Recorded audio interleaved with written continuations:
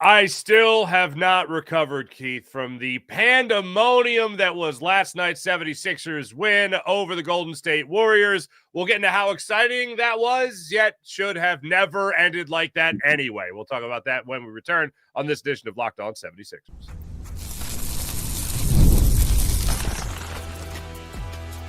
You are Locked On 76ers, your daily Philadelphia 76ers podcast. Part of the Locked On Podcast Network, your team every day. And we do thank you for making Locked On 76ers your first listen every day. Part of the Locked On Podcast Network, your team every day. And now the #1 sports podcast network out there. And this particular episode is brought to you by FanDuel. If you want to be right in the middle of the action this season, visit FanDuel.com and place your NFL live bets all season long. Keith Pompey, your 76ers beat writer in Milwaukee right now for Sixers Bucks tonight, talking to me at his hotel room, talking to you at his hotel room. The man just doesn't stop. Keith, I hate the fun police, okay? Let me just get this out of the way. I hate the fun police. So I'm going to focus on the fun first. But I will acknowledge the fact that you should never be up 24 points on a Steph Curry list, Jimmy Butler list, and Draymond Green playing 9 minutes. You should never be up on them 24 points and then blow that lead to be down 4 points in the final 72 seconds of the game. But anyway, we'll save that for another time. Oh my goodness gracious, Keith. That was absolutely insane the way that game ended. From the Sixers going ice cold and turning the basketball over to the Warriors getting red hot to the coaches' challenges and Nick Nurse making sure that his final, or I guess it was his final timeout, was seen by the officials this time. Like, I can't imagine. What was it like for you covering that wild ending last night?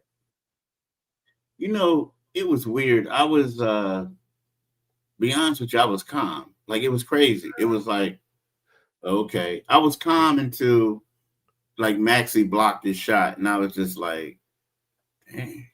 Okay, Tyrese. Like, you know what I mean? Like, you know what I mean? Like one of those. I like that. That's you, not calm.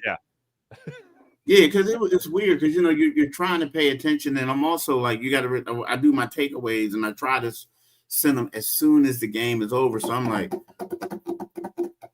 you know, this and that. But so the thing was, it was just like you said. It was one of those things. I'm like, okay, I'm going to have to write about how they just blew another lead and how they were struggling and stuff like that, right? But then it was kind of like, wow, you look at Maxey and Melton going at it, and they went back and forth. You block my shot, I'm going to come back and block yours, and everybody ran on the court. And I was just like, for the 76ers, this was a big win just from the standpoint that you avoided what would have been a disastrous finish, right? You wouldn't have been able to lay that down, but it was exciting, man. Like, this is all everybody's talking about. It's another game where you look at it and everybody's saying Tyrese Maxey is him. You know, like everyone was over there raving about him and VJ Edgecombe. You know, it was a great one. But yeah, it was, to me, it was exciting, but I was just like, and then when I got home, I thought about it. At like 1 something in the morning, I was like, dang, Tyrese really did his thing. VJ really did his thing. But yeah, it was, at the moment, I was just trying to make deadline, to be honest with you. Oh, I don't doubt it. Like the old saying goes, I mean, I can remember being at Temple University, and they probably said this at Pitt as well for you. It's like, hey, there's no cheering in the press box. And I always get that. But like, I'm at my house. I'm on the sofa. I'm taking my notes so that I could do the short for Locked On 76ers after the game, and so I could be ready to talk to you today. And as I'm doing it, I always have the play-by-play up, like digital version of the play-by-play on like ESPN or wherever I feel like looking up. And the play-by-play is usually ahead of what you're watching on TV. It's a couple steps ahead. And they kept on getting the challenges wrong on the website so it was like Sixers lose challenge. And I'm like, wait, what? And then it happened twice. Both challenges, they had the wrong ruling on the play-by-play. So I'm like, oh man, I can't believe they blew this game. There's no way they win this now. And then I see it play out in front of me, and I hear the official make the call, and I go, oh my God, this is gonna be their ball. And it was well, actually, before we even get to VJ, coming up with the steal and all that stuff, what do you think led to the collapse that the Sixers had? Was it just the Warriors getting red hot? Why do you think they found themselves in this predicament after, again, being up 24 points, and then with a minute 12 left in the game, they're down 4 points, Keith? Well, this is what I felt like. I felt like the 76ers, it was two things. I felt like Nick Nurse was thinking, you know what? We got another game tomorrow. We got this one in the bag. Yeah. I'm going to take the foot off the gas. I'm going to take certain guys out and let these young guys come in here and try to win the game. I mean, try to, coast to the finish line. Seal the deal. But when that happens, if you notice, the ball stopped moving. They was taking some terrible shots. And then the other team was just getting back in transition, scoring at the other end quickly. And I just felt like it was one of those things where you do that. And then when you start bringing in the guys, like, you're bringing in the starters back, like at the 6 minute mark, but they already lost all the momentum. Mm-hmm. So at that particular point, to me, it was kind of like, okay, let's see how they're going to fight this back. Because even though they came back, these guys were still on the roll. So it was like you had to stop the floodgates, so to speak. You know what I mean? Absolutely. What happened. But I honestly felt like they were thinking about Milwaukee, thinking about, we're going to keep these minutes low. We're going to do this. We're going to let this guy hurry up and get some treatment, do whatever. And we're going to board our plane and go to Milwaukee. That's what I felt like. I felt like their mind was on tonight's game, and Golden State came back on. Yeah, I honestly had the feeling at the end of the third quarter, all right, get Maxey out, get him another fourth quarter off, that type of thing. And to your point, that's kind of what it looked like from Nick Nurse's vantage point, that's what they were going to do. And then I think it was the Barlow block on Hield. Then Hield ended up getting a layup like 2 seconds later after that, like basically retribution. Mm-hmm. And then it's, and then Maxey comes back in the game. And they're like, all right, everybody, let's settle this down. And then unfortunately, they really weren't ever able to really settle it down. It was wild to watch it all unfold the way it did from a collapse standpoint. Yeah, from a collapse standpoint. Was bad. It was bad. They couldn't settle it down.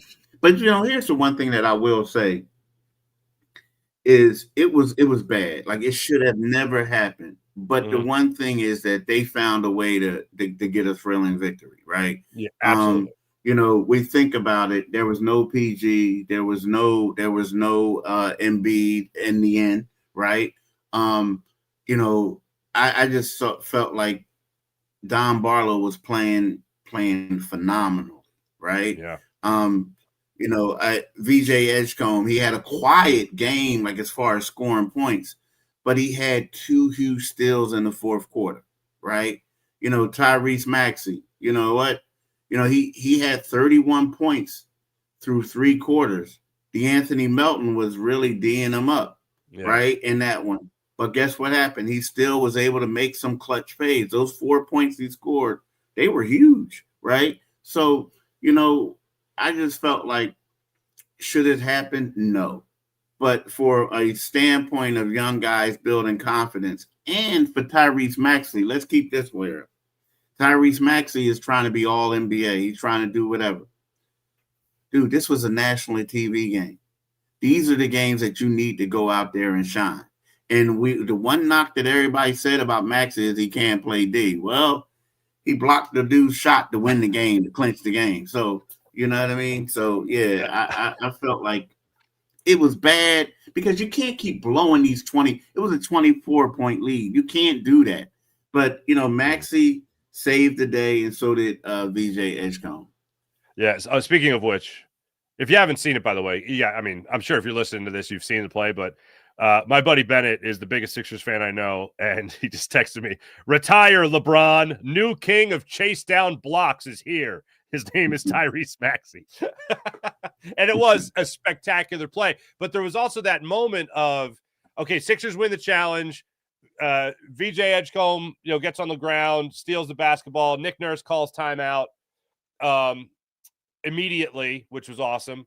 And then Maxey, it looked like at first he airballed it. Official review was it was a block shot by DeAnthony Melton. Yeah. And if you go back and you watch the head-on view of it, you can see that Maxey missed by a mile. And you're like, I don't think Maxey's missing by that much unless the ball gets tipped, which it did. But Edgecombe right there, rebound, gather, put back. Sixers are up a point, and you're like, they won. And then you realize there's 0.9 seconds left on the clock. They get the inbounds Hail Mary pass all the way down the other end of the court to a streaking DeAnthony Melton. Tyrese Maxey realizes what's going on. He takes off for the defensive end there. He leaps up as DeAnthony Melton is just letting go of that ball.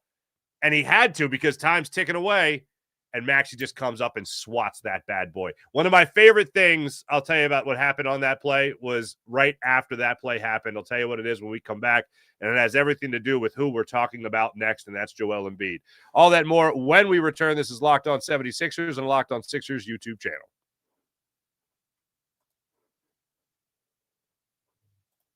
And right now, I'm going to tell you about DoorDash. And how great is this? When you talk about DoorDash, you talk about incredible offers. You talk about incredible savings with DoorDash and the Dash Pass. How about that? This season heating up. No better example than last night with the 76ers. DoorDash has the right way to keep fans in their bag the whole way through a game. Whether you're rewatching the highlights from last night, whether you're just checking out different things around the house, whatever it might be. Maybe you're watching your favorite player. DoorDash has you covered and makes the entire season that much more fun because every player has their bag with DoorDash. Now fans can have one too. DoorDash keeps their snacks stocked, your gear fresh, and your watch party vibes absolutely on point. There are nights when your team stresses you out. We know that all too well in Philadelphia. Let DoorDash become your post-game therapy. Sometimes you just need, you need a little dessert. You know what I mean? That helps ease the pain of a loss or a rough win even. From tip-off to overtime, stay in your bag and order on DoorDash. Get snacks, drinks, gear, whatever gets you through the season delivered right to your door. DoorDash in your bag all season long. And right now, we're looking at what's going on with the 76ers and really Joel Embiid. You talked earlier, Keith, about this being, a moment for Tyrese Maxey saying, kind of he is him, that type of deal. Mm-hmm. Joel Embiid was out there last night. Not the best of performances. I know you wrote about it for Inquirer.com as well. How would you evaluate Joel's performance in last night's game? I think it was subpar. I mean, it basically was. Well, here's the thing. Like, there was a time when Joel came back the last game and he didn't look as winded to me. Okay. He looked like he was in pretty good shape. Yesterday, he looked winded, right? The problem with Joel is everyone keeps saying, so Joel didn't look good. He didn't look good. But everyone keeps saying, like, you know what? We're going to ramp him up. We're going to rest him. We're going to do all this other stuff. The knee is going to get better, this and that. And again, I get it. This is what, the 21st game of the season or 22nd game of the season for the 76ers, 21st? 21st. The problem is I haven't seen any improvement. What I've seen like it get a little worse. Before it was the left knee, now it's the right knee. So when we look at Joel, we're looking at him basically hunkered in at the 3-point line, and he's not really rolling a lot. And you wonder, is he not rolling it because he can't roll, or he doesn't want to be in the paint because he can't be in the paint. So that's my concern with Joel. And here's the thing. I love what Tyrese Maxey is doing, right?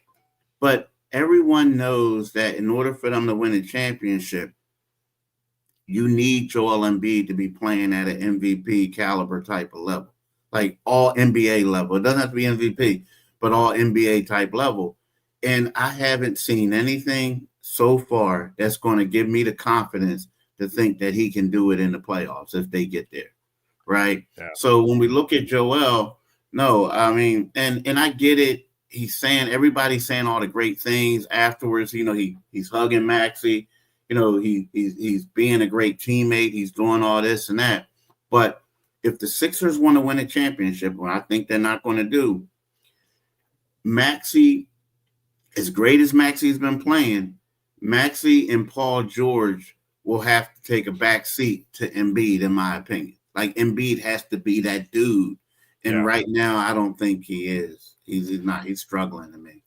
So the only thing, and I agree, the only thing that I'll say is I did have one moment where I went, oh, maybe this could happen, where Joel Embiid, and I won't go so far as to say MVP, but I'll say all-star, like in terms of hope that it might be around the corner, was that second Toronto game where he was, or first Toronto game, whatever it was, where it was like, oh, damn. And he's running the floor. He's getting under the basket. He's, being physical. And I'm like, all right.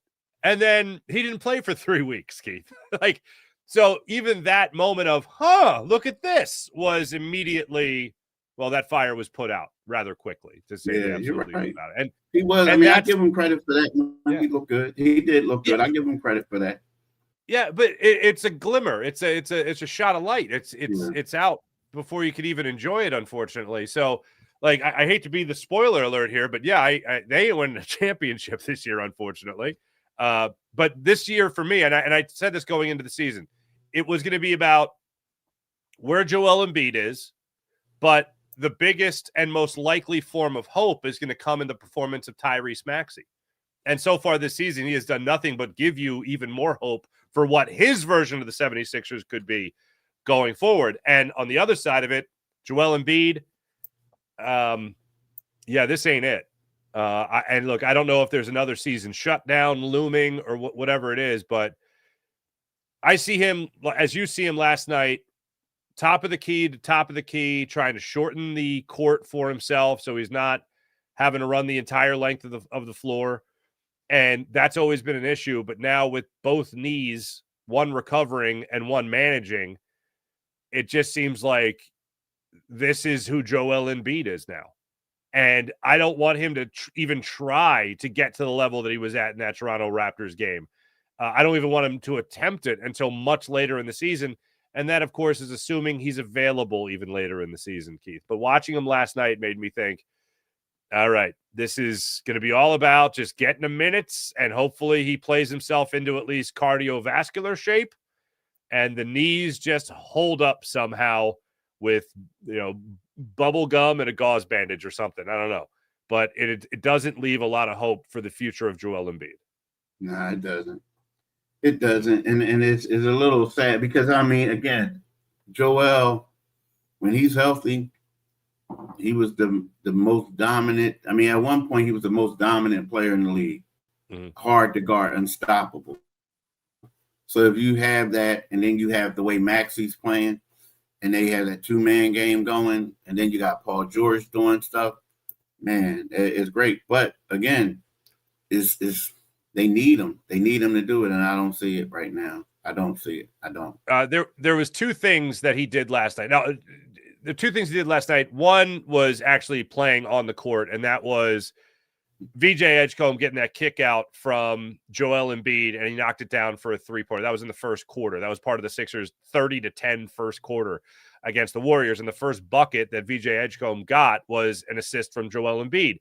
Now, that might not seem like a lot, but I see a lot of Tyrese Maxey's mentality in VJ Edgecombe, and you could please correct me if I'm wrong or if you don't see it the same way, but I think VJ is kind of like Tyrese Maxey in that he needs the approval of his superiors, kind of, or the veterans be like, no, you do it. You can do it. You do it. And I think Maxey had a lot of that. Embiid had to kind of champion that cause. James Harden championed that cause as well with him. And now with VJ, I think he's in a very similar mindset where I need the blessing of a Joel Embiid or a Tyrese Maxey or Nick Nurse, whatever, to tell me, no, I need you to be aggressive. I need you to score. And that little play where Joel Embiid was one-on-one on the block, he wasn't double-teamed. He could have easily put on a post move, lay in, hook shot, fade away. He could have tried to get fouled, go to the line. He could have easily done the number of things we've seen Joel Embiid do. But instead, he saw VJ Edgecombe was wide open at the top of the key, kicked it out to him. He knocked down the three. That was one very little thing, but I think that kind of hat tip, that kind of approval is something that VJ Edgecombe could use at this point. Yeah, he needs to, because, and here's the thing. I mean, we talked about this beforehand. There were certain, I will say that VJ Edgecombe was tired. He was worn out. But at the same time, you can also say that, Joel Embiid came in and was trying to establish himself, and VJ looks at it as like, I'm a rookie. And I know I'm the third overall pick, but I'm playing with future Hall of Famers. One guy, a former MVP. So you got to defer a little bit. And you are right. They got to get him going because the thing is, we look at VJ and, VJ is a great player. He's better than what you thought he was going to be. He's extremely athletic. You got to get him involved. You have to get him involved. Now, again, he was fatigued, but he's not fatigued anymore. So you got to get him involved, let him cook a little bit, and things will go right. But again, it's a tough spot for him because he is the third overall pick. Typically, the third overall pick is playing for a Bobo squad, and you're getting all the shots. Well, here you got Paul George, Tyrese Maxey, and Joel Embiid, 3 all-stars on your team, and you got to defer, Mm-hmm. And then I will say one thing that had nothing to do with really playing the game, but it was more so the celebration after. And the only reason I point this out is for the narrative that might start up later, and it already started up a little bit earlier in the season about this being more Maxey's team than it is Embiid's team, and is Embiid going to be okay with that, whatever. Well, again, Embiid was right there on the court after the Sixers won in dramatic fashion, and not only was he celebrating with his teammates, but he was also what looked like, again, from the comfort of my couch, Keith, what looked like him talking crazy trash to D'Anthony Melton about getting blocked by Tyrese Maxey. Yeah, that's all love, though. You know what I mean? We all know that. Like, Melt was their guy. Yeah. He was here for 2 years. And that's what they do. They talk smack, and it's funny because, Melton, I will say this about Melton and Maxey and Embiid too. We got to realize something. Melton and Maxey were always together. Like when they were there, like after practice, they were getting the workouts in. They were always like, they did interviews together, laughing and joking. All of a sudden, when Tyrese Maxey lost his starting spot, he lost it to Melton, right? But they still always they were competitors, but they were friends. And the crazy thing is, the night before the game or the day before the game, Melton is over Tyrese Maxey's house for 2 to 3 hours. They were just having a good time, laughing and joking, getting caught up. Tyrese was extremely excited that this was Melton's first game since November of last year. Mm-hmm. He was extremely excited that his friend was going to play, right? And so was, Joel and all the rest of them. So it's crazy, of the competitiveness that they show each other. They were, I'm gonna show you up, but at the same time, it's so much love, and it's crazy because now, I'll be honest with you, I like to see the trash talking between friends because it got to a point where I felt like the guys were getting a little bit too friendly, and it wasn't like how it used to be. Now, back in the day, in the 80s, if people found out that Tyrese Maxey and Melton were hanging out the night before the game over Maxey's house, fans would have been upset. Hey, what's going on? These guys are soft. I want you to hate each other. Right. Well, they were blocking each other's shot. Right. That was awesome, man. I enjoyed the hell out of that. When we come back, we'll focus on tonight's game, Milwaukee Bucks, 8 o'clock tip-off in Milwaukee, where Keith is right now. And we'll get into the injury report as well. This is Locked On 76ers and the Locked On 76ers YouTube channel. Like and subscribe. Back after this. And right now, I'm going to tell you about FanDuel. You guys need to get in on all the action with FanDuel as all the action's unfolding right in front of you. FanDuel has you covered. So download the FanDuel app by going to FanDuel.com to get started, whether it's the NBA or NFL, as the playoff picture is coming into focus. With FanDuel, you can place bets as the action unfolds, every drive, every momentum swing, every highlight moment. Live betting is best when the game starts to heat up and the game starts to shift. A wide receiver gets hot. A point guard starts knocking down threes. The defense tightens up. Momentum flips in the other direction after a turnover. FanDuel lets you jump into the moment with live spreads and money lines as they adjust instantly. Player props update as guys heat up. You can bet next touchdown scores, drive results, totals, and so much more with FanDuel as it keeps you locked into every snap, every drive, every possibility. So if you want to be right in the middle of the action this season, visit FanDuel.com. That's FanDuel.com to get started and download the FanDuel app. FanDuel live NFL bets all season long. FanDuel, the game moves fast, and so can you. I know a lot of people are going to be curious about PG tonight, first and foremost, Keith. Does PG get some run tonight? I think he plays tonight. I definitely think. I mean, it's funny. As soon as we get off this podcast, the injury report is going to probably come out. But, yeah, he didn't play last night. They said rest. And if you notice, I think what they're doing is they're staggering it where Embiid will play one game and then PG will play the next. You know what I mean? Or, you know what I mean? But we know Embiid is contingent on how many days that are in between games as well. But, yeah, I look at it like PG is going to play. And I think they're going to need PG tonight. Now, I know that Giannis is not going to play. But I look at, Kevin Porter played in the last game when the Sixers played. No, he didn't play in the last game when the Sixers played Milwaukee. I just feel like he's a guy that could be a little problem for them a little bit. I mean, so I think that you're going to need PG on the defensive end to help things out. One thing I will say surprised me because you and I both did not expect him to play last night.